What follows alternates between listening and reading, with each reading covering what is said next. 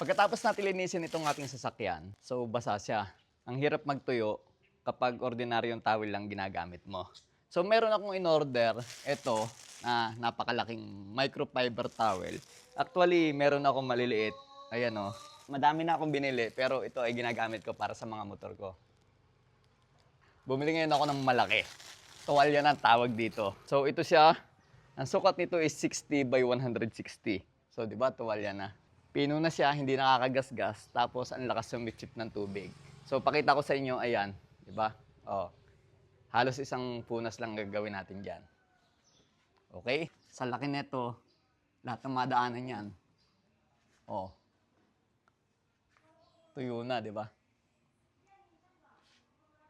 Alright. Tanggal na yung mga tubig, di ba? Mas madaling magtuyo. Alright. Sa laki nito, kayang-kayang i-cover yung motor, di ba? Kapag hindi ninyo ginagamit. Sa mga gustong umorder, ayan, nasa yellow basket lang.